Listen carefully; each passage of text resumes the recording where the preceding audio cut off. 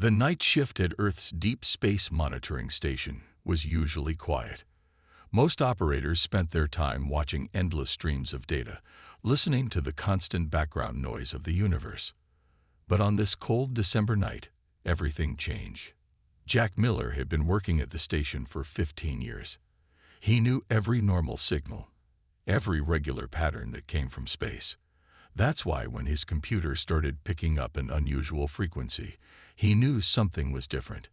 "Hey, come take a look at this," he called out to his supervisor, Robert Hayes, who was doing his usual midnight rounds. Robert walked over, coffee cup in hand, and leaned in to look at the screen. The signal pattern was unlike anything they had seen before, too regular to be natural, too complex to be human-made. "Run it through the decoder," Robert ordered, now fully alert. The coffee cup sat forgotten on the desk as they both stared at the screen. The computer worked for several minutes, processing the strange signal. When the results appeared, both men stood in shocked silence. The message was clear and in perfect English. "To any civilization receiving this message, we are stranded in your solar system's outer region. Our fleet carries 50,000 refugees. Critical system failure. Require immediate assistance. Please respond." Within an hour, the quiet monitoring station transformed into a hub of activity. Government officials, military personnel, and scientific experts flooded in. The International Space Command, ISC, took control of the situation, and Captain James Walker was called in to lead the response team. "What do we know about their location?" Walker asked, studying the star charts spread across the main conference table. "The signal is coming from the Kuiper Belt," one of the scientists explained, pointing to the outer region of the solar system. "Based on the signal strength, we estimate about 40 large ships." Walker nodded, his mind already working on the logistics. "And the message? How did they send it in English?" Dr. Wilson, the team's linguistics expert, stepped forward. "They didn't. The message came in a mathematical format, universal language. Our computers translated it. They're smart, whoever they are." As the team discussed their options, another signal came through. This one contained more detailed information, and what it revealed made everyone in the room pause. The alien fleet wasn't just stranded. They were in danger. A massive solar radiation storm was approaching their position. Their ships, despite being far more advanced than anything humans had built, were helpless without their main drives. "How long do they have?" Walker asked. "Based on the storm's speed, maybe 2 weeks," answered the meteorological expert. "After that, the radiation levels will be lethal, even for their shielded ships." Walker stood up straight, his decision made. "Send a response. Tell them Earth is willing to help." The room erupted in arguments, some worried about security risks, others about technological limitations. How could Earth, with its relatively primitive space technology, help a civilization advanced enough for interstellar travel? Walker raised his hand for silence. "Look, we can spend days debating this, but right now, there are 50,000 lives at stake. Whatever their technology, they're asking for help. That's what humans do. We help." The next few hours were a blur of activity. The ISC prepared their most advanced ship, the Horizon, for an emergency mission. Walker would lead a team of engineers and scientists to make first contact and assess the situation. As he watched the preparation from the command center's window, Walker thought about the significance of this moment. Humanity's first contact with alien life wasn't coming through a grand meeting or a dramatic space battle. Instead, it was coming through a distress call, a request for help. "Captain, we're ready to send our response," called out the communications officer. Walker nodded and picked up the microphone. The message they sent was simple. "This is Captain James Walker of Earth's International Space Command. We hear your distress call. Help is coming. Please hold position and continue transmitting. You are not alone." As the message beamed out into space, Walker couldn't help but smile. Humanity's greatest adventure was about to begin, not with a show of force or power, but with an act of compassion. The clock was ticking, and 50,000 lives hung in the balance. But if there was one thing humans were good at, it was solving problems that seemed impossible. They would find a way. They always did. The Horizon moved through space at its maximum speed, carrying Earth's first contact team toward the stranded alien fleet. Inside the ship, Captain Walker watched as the dots on his screen grew larger. After 3 days of travel, they were finally getting close. "Visual contact in 5 minutes," announced Pete Jones, the ship's pilot. His hands moved steadily over the controls, guiding their approach. The crew gathered at the main viewing window, and when the alien ships came into view, everyone gasped. 40 massive vessels floated in the darkness, each one bigger than the largest cities on Earth. Their designs were beautiful, all smooth curves and shining surfaces that seemed to glow with their own light. "They're huge," whispered Mary Thompson, the chief engineer. "One of those ships could probably hold 1,000,000 people." "Let's hope they're friendly," Walker said, keying the communication system. "This is Earth Vessel Horizon approaching alien fleet. Please respond." The answer came quickly, but not as words. Instead, a beam of light shot from the nearest alien ship, creating a glowing tunnel in space. "It's a docking guide," Mary said, studying her instruments. "They want us to follow it." Walker nodded to Pete. "Take us in, nice and slow." The Horizon followed the light beam toward what looked like an opening in the side of the largest ship. As they got closer, they could see that the alien vessel's surface wasn't smooth at all. It was covered in countless small patterns that shifted and moved like living things. The docking process was surprisingly simple. The alien ship seemed to adapt its systems to match the Horizon's needs. When they were safely connected, a message appeared on their screens. "Welcome, Earth helpers. Please prepare for atmospheric matching. Door opens in 3 minutes." The crew checked their equipment one last time. Though the aliens had confirmed their atmosphere was safe for humans, everyone kept their emergency breathing gear close. When the door opened, Walker led his team through. They found themselves in a large, bright room where 3 tall figures waited. The aliens stood nearly 8 feet tall, with silvery skin that reminded Walker of flowing mercury. Their 4 arms moved with careful grace, and their large eyes studied the humans with clear intelligence.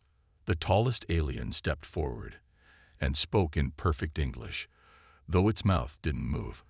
Instead, a small device at its throat produced the sounds. "I am Fleet Commander Bright Star," it said.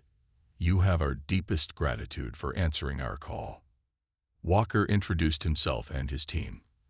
As they talked, more aliens gathered to watch the humans with curiosity. Many of them were clearly civilians, families with children, elderly individuals supported by floating devices, and what looked like medical workers moving among them.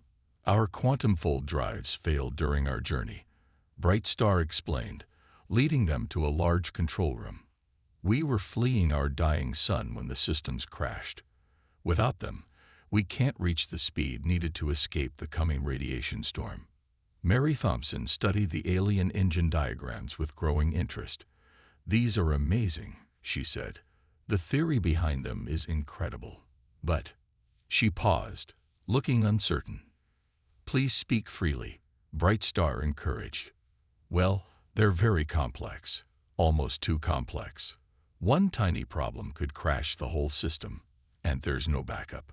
The aliens exchanged looks that seemed uncomfortable. Another alien, introduced as Chief Engineer First Light, spoke up. "We believe simpler systems were beneath us," he admitted. "Your vessels seem primitive to us, but they are working while ours are not." Walker saw an opportunity. "Maybe that's why we can help each other. We might not have quantum technology, but we know how to build reliable backup systems. Sometimes the simple solution is the best one." The aliens discussed among themselves in their own language, a series of musical tones. Finally, Bright Star turned back to the humans. "We accept your help," the commander said, "but the radiation storm approaches. Can your simpler methods work quickly enough?" Walker looked at Mary, who was already sketching ideas on her tablet. She nodded confidently. "We'll find a way," Walker assured them. "Humanity has a long history of fixing things under pressure. It's kind of our specialty." As they began planning the rescue operation, Walker noticed something interesting. The aliens had started looking at the humans differently, not with the polite tolerance of an advanced civilization, but with growing respect. Maybe they were beginning to understand that progress wasn't always about having the most advanced technology. Sometimes it was about having the right tools for the job, and the determination to make them work. The next morning aboard the alien flagship, Mary Thompson stared at the holographic display of the quantum fold drive with a mix of awe and frustration. The alien engine was like a beautiful but extremely fragile piece of art, brilliant in design, but far too complex for quick repairs. "So let me understand this correctly," she said to First Light, the alien engineer. "Your drive creates a quantum bubble that folds space around the ship." First Light's silver skin rippled in what they had learned was a sign of agreement. "Yes, it allows us to move great distances without actually moving through space itself." Mary walked around the hologram, her mind working on the problem. "And when one tiny part fails, the entire system fails," First Light finished. "We believe making each part dependent on the others would create perfect harmony. We were wrong." At that moment, Captain Walker entered the engine room with Commander Brightstar. "How's it going?" Walker asked. Mary shook her head. "Their drive is amazing, but fixing it would take months. We don't have months. We have 10 days before that radiation storm hits." Walker looked at the complex engine design. Even after 20 years in space, he had never seen anything like it. "What about our backup plan?" Mary pulled out her tablet and projected her own diagram into the air. It was much simpler than the alien design, almost crude in comparison. First Light made a musical sound that their translators didn't catch. "You want to attach human-made engines to our ships?" the alien engineer asked, their large eyes blinking rapidly. "But your technology is so basic." "Basic doesn't mean bad," Mary explained. "Look here," she pointed to her design. "We take our most powerful ion engines, modify them to work with your power systems, and attach them to your ships. They won't be as fast as your quantum drives, but they'll be strong enough to move your fleet out of danger." Commander Brightstar studied the plan carefully. "These engines, they're reliable. We've been using versions of them for decades," Walker said. "They're not fancy, but they work. And most importantly, if one fails, the others keep working." First Light made another musical sound, this one shorter. "But the power requirements will be met by your own systems," Mary interrupted. "That's the beauty of it. We use your advanced power generation, but our simple, reliable engines, the best of both worlds." The aliens discussed among themselves, their musical language rising and falling like waves. Finally, Brightstar turned to the humans. "Your plan is unusual," the commander said, "but we have little choice. How do we begin?" Mary smiled. "We start small. Let me show you." Over the next few hours, Mary's team worked with the alien engineers to modify a small shuttle. They attached a human-made ion engine, connected it to the alien power systems, and prepared for a test run. The whole fleet watched as the shuttle moved away from the main ships. Inside, a mixed crew of humans and aliens waited nervously. "Engine power at 25%, reported Pete Jones, who was piloting the test shuttle. "Systems are stable. Increase to 50%, Mary ordered. The shuttle moved faster, its human-made engine glowing blue against the black of space. The aliens watched their instruments with growing interest. 75%, Pete called out. "All systems still stable," First Light added, surprise clear in their translated voice. "Take it to full power," Mary said. The shuttle surged forward, moving faster than any human ship had gone before.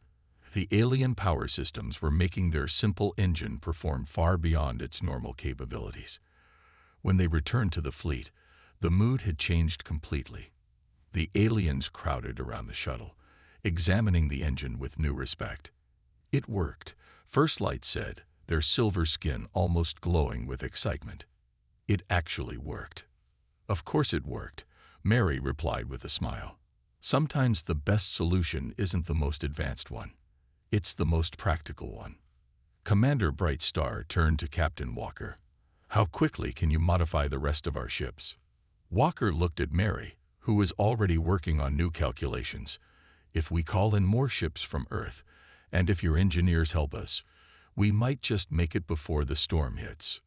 Might? Bright Star asked. Welcome to how humans usually work, Walker said with a grin. We're best when we're racing against time. As the news spread through the fleet, a new feeling began to grow. Hope. The aliens had learned an important lesson. Progress wasn't always about making things more complex.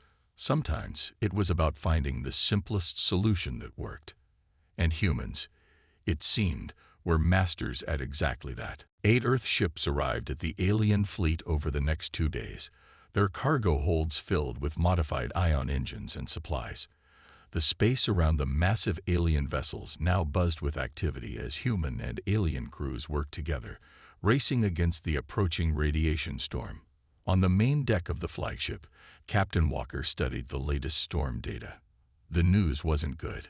The storm's moving faster than we expected, he announced to the gathered team of human and alien leaders. We now have 7 days instead of 8.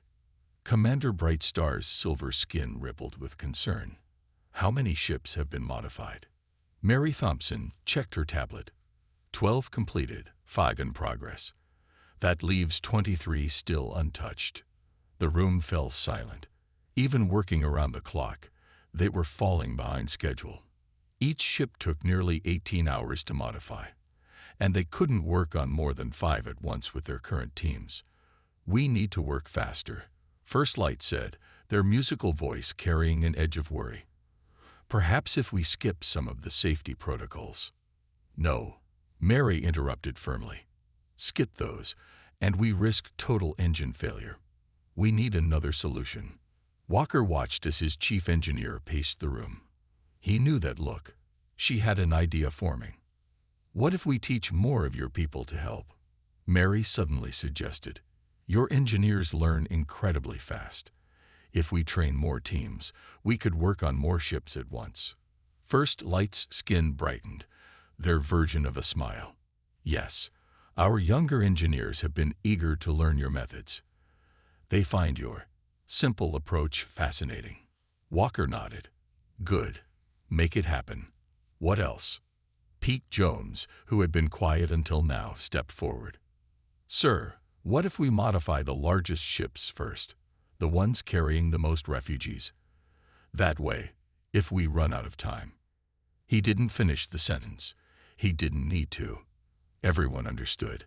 They might not be able to save all the ships. Commander Bright Star made a low, musical tone that the translators didn't catch. When they spoke, their voice was heavy. To choose which ships, which families might be left behind. We're not giving up on anyone, Walker said firmly.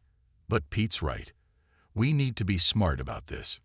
Mary, can we speed up the installation process at all? Mary brought up a hologram of their current setup. Maybe. The aliens' assembly robots are faster than ours, if we program them with our engine designs. Do it, Walker ordered. First Light, get your young engineers ready for training. Pete, start organizing the ships by capacity. I want the new teams ready in 4 hours. The next few days became a blur of constant activity. Human engineers taught alien crews how to install the modified engines. The alien assembly robots, reprogrammed with human designs, moved with incredible speed and precision. Ships that once took 18 hours to modify were now being completed in 12. But the storm was still coming. 5 days before impact, they had completed 28 ships.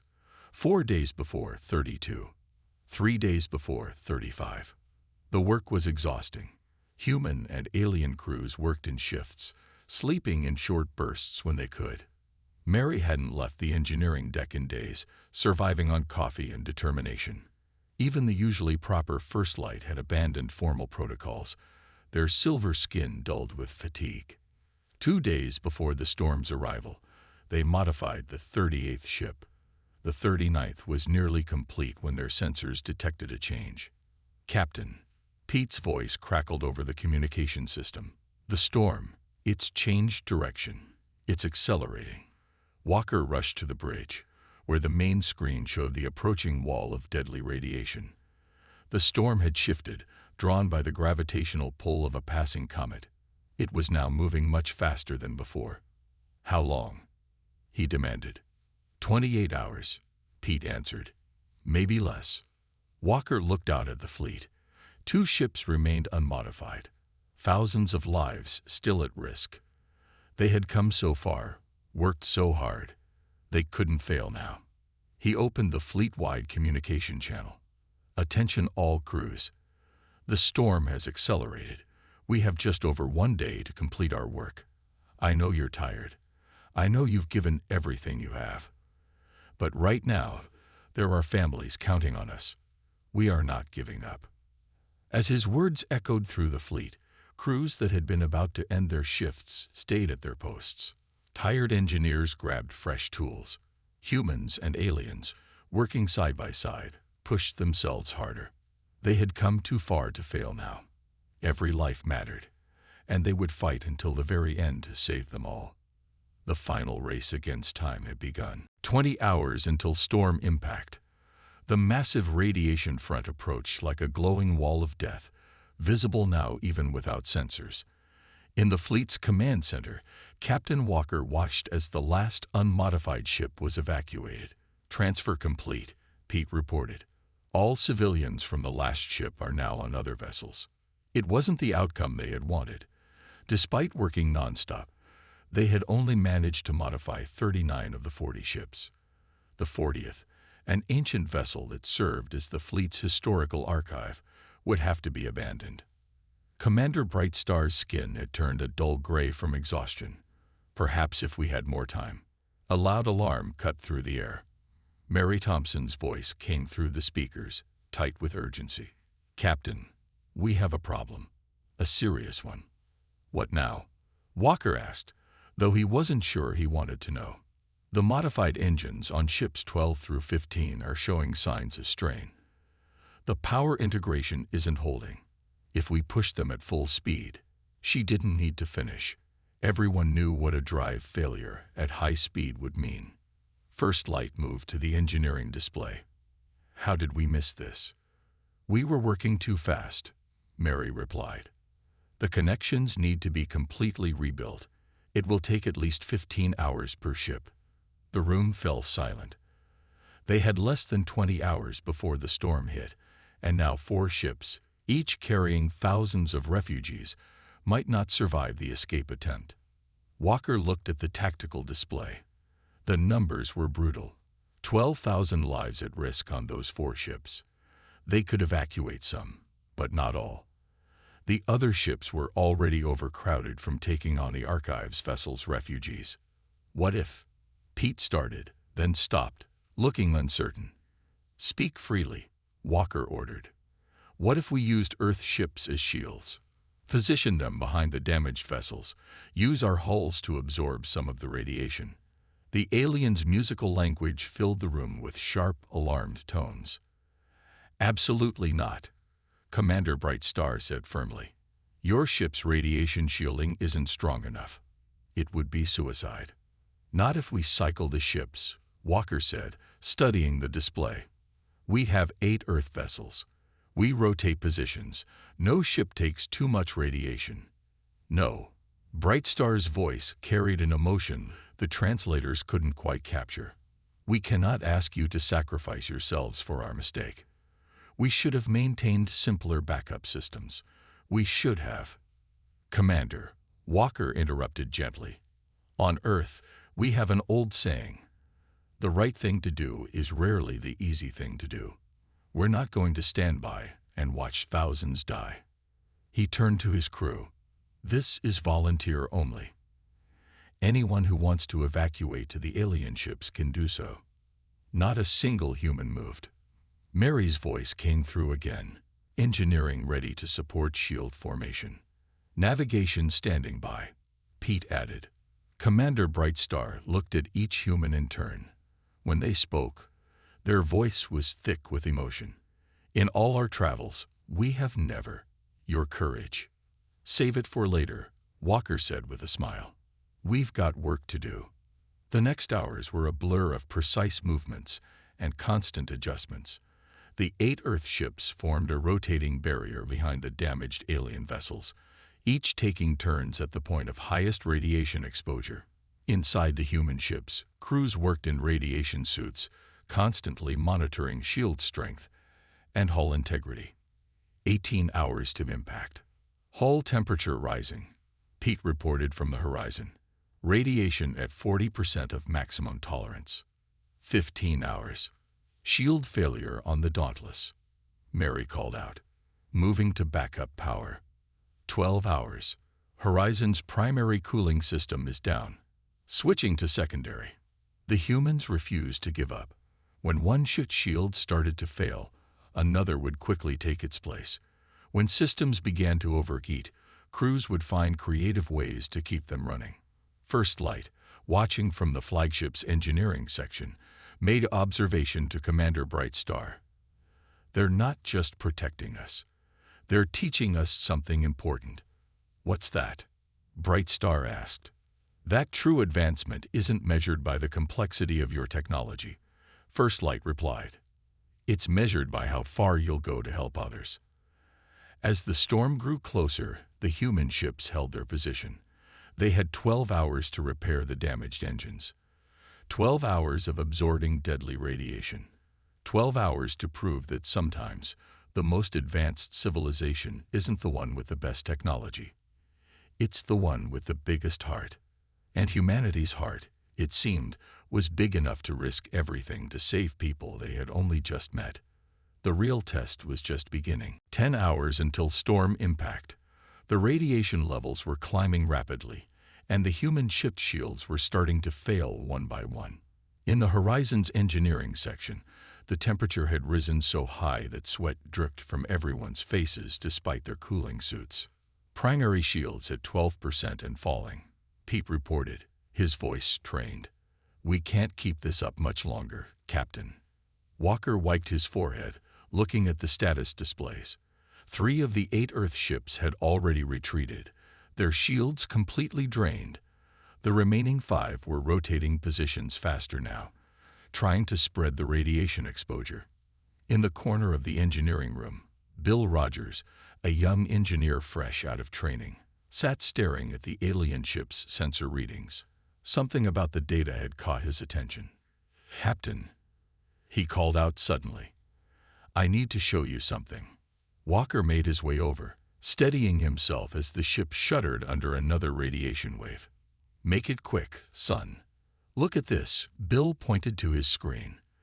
The storm isn't just radiation. It's charged particles. And the alien ships, their hulls are covered in those weird moving patterns, remember? Mary Thompson joined them, her eyes widening as she looked at Bill's calculations. Those aren't decorative patterns, she said slowly. They're energy collectors. Bill nodded excitedly. Exactly. What if instead of fighting the storm, we use it? Walker looked between them. Explain it simply. The aliens' quantum drives failed because they lost power alignment, Bill said quickly. But these hull patterns, they're designed to absorb and channel energy. If we reprogram them to capture the storm's charged particles, we could power the quantum drives directly from the storm itself. Mary finished, already running calculations on her tablet. Bill, you're a genius. Walker didn't waste time. Get Commander Brightstar and First Light down here. Now, when the alien leaders arrived, Bill explained his idea again. First Light's skin began to pulse with bright patterns, a sign of extreme excitement. Of course, the alien engineer exclaimed. Our hull systems were designed to harvest energy from solar winds. We never thought to use them for something this powerful. Can it work? Walker asked. Theoretically, yes, First Light replied. But the reprogramming must be precise. Too much power would tear the ships apart, Mary finished. We need to test it first, on a small scale. Commander Brightstar stepped forward. Use the archive ship. It's already evacuated. The next 2 hours were a blur of activity. Human and alien engineers worked together, reprogramming the archive ship's hull patterns. They would have one chance to get it right. Test ship in position, Pete reported. Storm contact in 5 minutes. Everyone watched as the empty ship drifted toward the radiation front. The patterns on its hull began to glow, brightening as it got closer to the storm. Energy absorption beginning, First Light announced. Power levels rising. The ship's hull lit up like a Christmas tree, patterns swirling and pulsing as it absorbed the storm's energy. Suddenly, its quantum drive hummed to life. It's working, Bill shouted. The drive is powering up. Get those modifications to the other ships, Walker ordered. Now. The next 6 hours were a race against time. Every available engineer worked on reprogramming the hull systems of the damaged ships. The human vessels maintained their shield rotation, buying them precious time, even as more ships had to retreat with failing systems. With just 2 hours until full storm impact, the last ship was reprogrammed. The entire fleet now glowed with swirling patterns of energy, quantum drives humming as they absorbed power from the very storm that had threatened to destroy them. All ships report drives at full power, Pete announced. Walker looked at Commander Brightstar. Time to go. The alien commander's skin glowed brightly. You and your remaining ships must dock immediately. You've taken too much radiation damage to survive the jump. As the human ships docked with the alien fleet, Bill watched from the horizon's viewport. The hull patterns on the alien ships were pulsing faster now, creating waves of light that rippled across the fleet. You know what's funny? He said to Mary. We spent days trying to make their ships work like ours. In the end, we just had to help them remember how to be themselves. Mary smiled. Sometimes the best solution isn't adding something new. It's rediscovering something that was there all along. The fleet's quantum drives engaged, their power fed by the very storm that had almost destroyed them. In a flash of light, 40 ships carrying 2 species vanished into folded space, leaving behind only the fading glow of the radiation storm. They had done it, not through brute force or overwhelming technology, but through observation, creativity, and cooperation. Sometimes the youngest eyes see what everyone else has overlooked. 3 months after the Great Escape, the alien fleet floated peacefully in an orbit around Earth. The once strange vessels had become a familiar sight in Earth's skies, their hulls still occasionally flickering with the energy patterns that had saved them. In the International Space Command's main conference room, Captain Walker sat with Commander Brightstar, watching a group of human and alien engineers working together on a new project. I never thought I'd see this, Walker said, nodding toward Bill Rogers, who was excitedly explaining something to a group of young alien engineers. Their silver skin rippled with interest as they watched his demonstration. Nor did I, Brightstar replied. Their translator now carried subtle human speech patterns, picked up from months of close cooperation. Our people once believed we had nothing left to learn from younger civilizations. We were wrong. The doors opened, and Mary Thompson walked in with First Light. Both carried data tablets covered in complex designs. The new hybrid drive testing is complete, Mary announced. Full success. First Light's skin pulsed with joy. By combining our quantum technology with human backup systems, we've created something entirely new. The drives are more powerful than our old ones, yet as reliable as Earth engines. Walker smiled. The rescue mission had turned into something much bigger than anyone had expected. Earth's governments had offered the refugees a temporary home, and in return, the aliens had shared their technology. But they shared it differently now, not as superior beings granting wisdom, but as equals exchanging knowledge. The trading fleet leaves tomorrow, Bright Star said. The first joint human-alien commercial venture. Did you ever imagine this when you answered our distress call? Honestly, Walker laughed. I was just hoping we'd all survive. The room's display screen lit up with a transmission from one of Earth's deep space stations. More alien ships had been detected, merchants and explorers, drawn by news of the successful cooperation between humans and the refugees. They come seeking trade agreements, Bright Star explained. But more than that, they come seeking understanding. Your people's actions have become quite famous. Famous? Walker raised an eyebrow.